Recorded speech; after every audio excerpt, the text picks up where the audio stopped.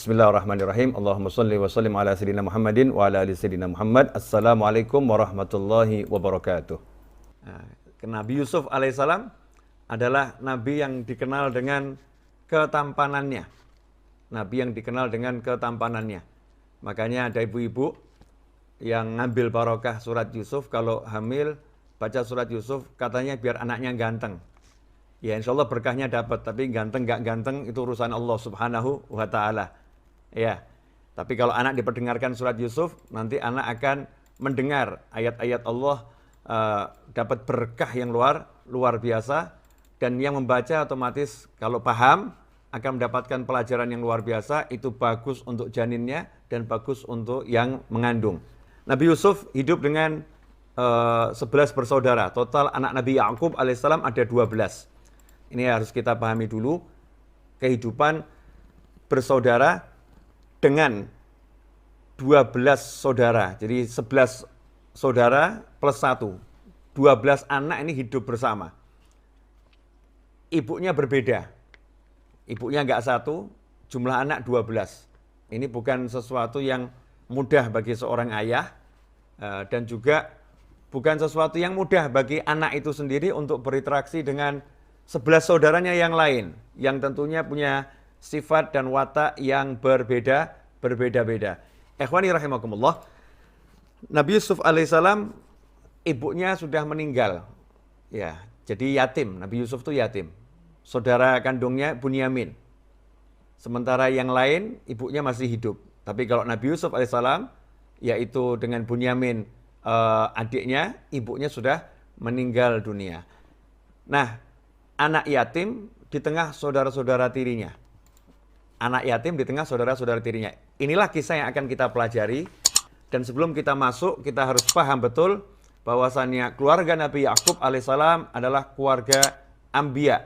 Makanya Nabi SAW ketika menyebut Nabi Yusuf alaihissalam dan sebutan Al-Karim, Ibnul Karim, Ibnul Karim. Orang yang mulia, putranya orang mulia, cucunya orang mulia. Karena ayahnya adalah Nabi Yakub alaihissalam, ya, dan masih cucunya Nabi Ibrahim alaihissalam, Yakub bin Ishak bin Ibrahim. Kalau begitu Nabi Yusuf alaihissalam dan keluarganya ini adalah keluarga Anbiya wal Mursalin. Makanya kita harus beradab. Kadang kita lupa, kita lagi berbicara tentang keluarga siapa, kita nggak paham, kita lagi ngomong tentang keluarga siapa. Ini yang mau kita bahas keluarga Anbiya, keluarganya Nabi dan Rasul. Karena itu adab harus dikedepankan daripada logika kita. Jadi logika kita taruh di belakang, sopan santun adab di depan. Nah kalau udah begitu nanti semuanya akan jadi bagus, akan jadi indah. Ini yang akan kita terapkan terhadap semua Anbiya wal Mursalin. Ya, terhadap semua Nabi dan Rasul. Begitu pula kepada keluarga para ulama. Ya, keluarganya para ulama, kita juga harus beradab kepada ulama tersebut, ya, dengan beradab kepada keluarganya. Nabi Yusuf alaihissalam tinggal bersama 11 saudaranya. Kemudian surat ini dikatakan surat Yusuf. Walaupun diawali dengan alif lam ra, ya. Nama suratnya surat Yusuf. Kenapa namanya surat Yusuf? Karena satu surat ini bercerita tentang Nabi Yusuf secara sempurna. Dari awal ayat ya sampai akhir penuh kisah Nabi Yusuf, full. Tidak ada di surat yang lain kisah yang sedetil di surat Yusuf. Semuanya selesai. Kalau kisah-kisah Nabi yang lain, kisahnya itu berpisah-pisah. Ada yang di surat ini, nanti ada lagi diulang di surat yang lain, nyambung di surat yang lain. Tapi Nabi Yusuf alaihissalam, itu kisahnya utuh di dalam surat Yusuf. Kita mulai dari tadabbur ayat yang pertama. Insyaallah barakah. Ayat yang pertama, alif lam ra. Kita lihat di layar monitor. Alif lam ra. Tilka ayatul kitabil mubin. Menariknya, Al-Quran ini dari huruf hijaiyah. Yang dikenal oleh semua orang Arab. Dari huruf hijaiyah. Tetapi, kalau kita mau tahu, orang Arab itu ummi. Orang Arab ummi, ini penting ini. Untuk dipahami semuanya dulu. Orang Arab itu ummi. Ummi artinya apa? Tidak bisa baca, tidak bisa tulis. Ya. Tidak bisa baca, tidak bisa tulis. Tapi mereka orang-orang yang ahli dalam bahasa. Kan aneh juga ya. baca nggak bisa, nulis nggak bisa, tapi ahli dalam berbahasa. Artinya apa? Daya hafal mereka luar biasa, kemampuan mereka dalam sastra luar biasa, tapi mereka bukan orang yang suka menulis dan bukan orang yang suka membaca. Karena itu, dahulu di masa hidup Nabi Muhammad SAW, orang yang bisa membaca dan menulis bukan orang pandai. Orang yang bisa membaca dan menulis bukan orang pandai, tapi orang yang lemah hafalannya. Jadi yang hafalannya lemah itu membaca dan menulis, ya. Dia terpaksa harus menulis untuk nanti bisa dia ingat, untuk dibaca. Sementara orang-orang yang hafalannya kuat, bersandar dengan hafalannya. Dan itu rata-rata orang Arab di masa itu hafalannya luar biasa. Mereka kaum yang ummi. Alif lam ra itu kalau orang yang melihat, ya, orang yang melihat itu orang Arab yang tidak tahu baca Al-Quran, maka membacanya bukan alif lam ra. Membacanya seperti orang membaca dalam bahasa Arab. Akan dibaca alaro.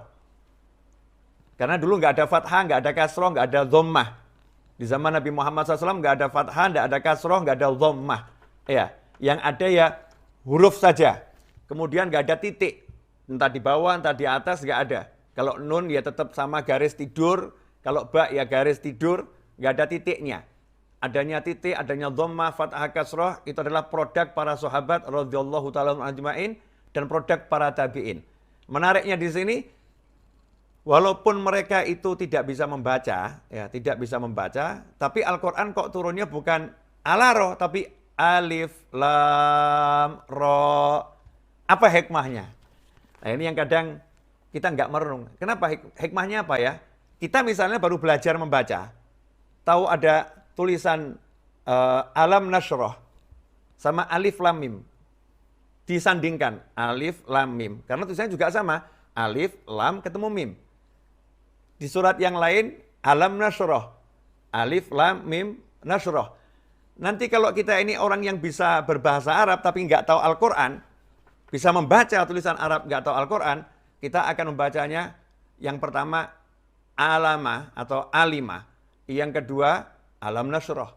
Tidak akan kita baca yang pertama alif lam mim dan tidak akan kita baca yang kedua alif lam mim nasroh, nggak akan.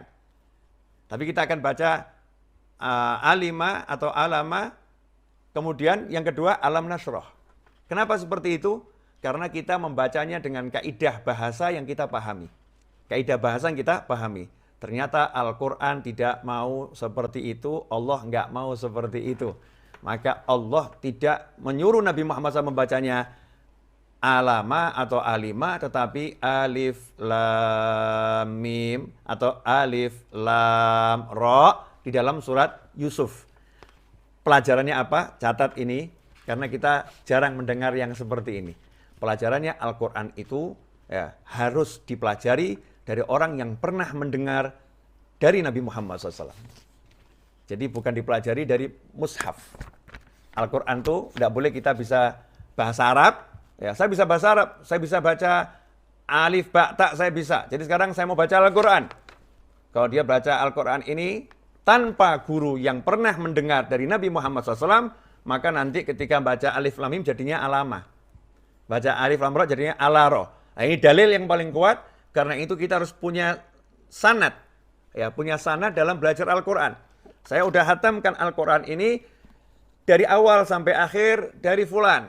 Ya, fulan dari fulan, fulan dari fulan. Sehingga bacaannya betul itu berasal dari Nabi Muhammad SAW. Karena ada tulisannya Bismillahi majriha. Tapi bacanya Bismillahi majriha. Tulisan dan ucapan berbeda. Ya, itu harus bisa dibaca dari orang yang sudah pernah membaca kepada orang yang pernah membaca kepada orang yang pernah membaca sampai pernah mendengar langsung dari Nabi Muhammad SAW. Sanad keilmuan.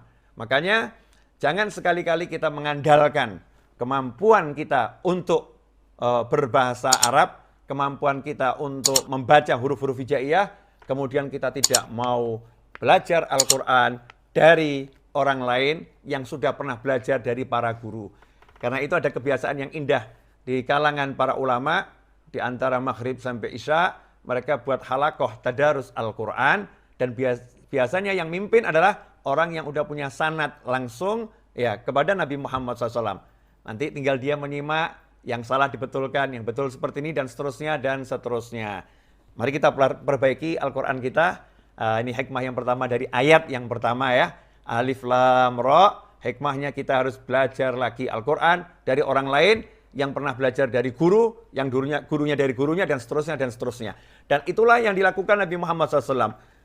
Tadarus Al-Quran bersama malaikat Jibril alaihissalam. Al-Quran itu diturunkan pada Nabi Muhammad SAW. Tapi Rasul tadarus pada malaikat Jibril alaihissalam. Ini kan sesuatu yang menarik. Tidak membaca sendiri, meskipun membacanya sendiri sangat mulia. Tapi Rasul mengajarkan kita untuk punya kebiasaan membaca dan mendengarkan. Membaca dan mendengarkan. Karena orang yang mendengarkan itu punya jaminan dari Allah Subhanahu wa taala, wa idza quri'al Qur'anu fastami'u lahu wa ansitu la'allakum turhamun. Dapat jaminan loh. Siapa yang dia mendengarkan Al-Qur'an dibaca, ya, la'allakum turhamun. Kalian pasti dapat rahmat dari Allah Subhanahu wa taala. Kemudian yang kedua, hikmah dari Alif Lam Ra.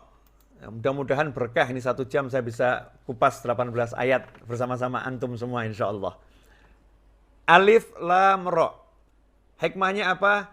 Al-Quran itu ada dua bagian. Yang pertama ayat muhkamat, ayat-ayat yang jelas maknanya untuk menentukan hukum-hukum sholat, puasa, zakat, haji, hukum-hukum dalam sosial dan lain sebagainya. Ayat muhkamat. Ada ayat-ayat yang mubhamat. Jadi ayat-ayat yang maknanya memang remang-remang. Ya, maknanya remang-remang. Tidak pasti, ya, maknanya tidak pasti, maknanya remang-remang. Maksudnya maknanya remang-remang bagaimana? Orang-orang yang punya kapasitas itu yang mampu. Orang-orang yang biasa tidak mampu. Ya, orang-orang yang biasa tidak mampu. Ikhwani rahimakumullah. Dalam kehidupan ini untuk mencapai suatu pengetahuan maka diperlukan panca indera. Ini hikmah dari Allah Ta'ala. Kita mau melihat butuh mata, mau mendengar butuh telinga, mau berbicara butuh lisan, ya, mau memegang butuh tangan, untuk merasa ya, mau memegang butuh tangan, atau kita kenal ada panca indera. Tapi panca indera ini kemampuannya dibatasi oleh Allah Subhanahu Wa Taala, kemampuannya dibatasi. Kemudian mau berpikir butuh akal, mau berpikir butuh akal. Sebagaimana mata, telinga, hidung, lisan, ya, tangan, maka akal juga dibatasi oleh Allah Subhanahu wa taala. Ini harus betul-betul dipahami. Mata terbatas, telinga terbatas, hidung terbatas, lidah, lisan terbatas, tangan terbatas, maka akal pun juga dibatasi. Makanya jangan sekali-kali naudzubillah min dzalik mengandalkan akal. Dikit-dikit akal, dikit-dikit akal, dikit-dikit akal, maka Allah akan membenturkan akalmu pada satu kenyataan yang tidak masuk akal. Ya, pada satu kenyataan yang tidak masuk akal. Nah, menyadari kekurangmampuan itu bagian dari kemampuan. Wah, yang ini saya nggak mampu. Berarti yang ngomong nggak mampu ini orang mampu. Mampu ngukur dia. Mampu ngukur dia, oh nggak mampu. Contoh misalnya mata. Kalau mata kita melihat, ya jarak pandangan 1 kilo masih kelihatan. Melihat bulan masih kelihatan. Jauh loh turun bulan, masih kelihatan, jauh. Tapi hikmah dari Allah Subhanahu wa taala, rembulan yang besar itu kalau jauh dijadikan kecil sama Allah Ta'ala biar bisa masuk, bisa kita lihat. Tapi detailnya nggak bisa. Detailnya rembulan. Wah, nggak tahu saya detailnya. Butuh alat. Bukan berarti bulannya nggak bisa dilihat. Bisa kita lihat, tetapi terbatas. Untuk lebih, maka butuh alat. Ya, untuk lebih lagi, butuh alat. Ya, seperti itu. Nah, Alif Lam Ra, Allah pengen ngasih tahu. Tidak semua ayat ini bisa kamu pahami. Alif Lam Ra kamu nggak tahu artinya apa, kamu nggak tahu maknanya apa. Hanya Allah yang ngerti, hanya Allah yang paham. Nah, kamu mengatakan tidak paham, itu ilmu. Maka dalam hidup itu kalau kita merasa tidak mampu, bagus. Wah, ini saya nggak mampu.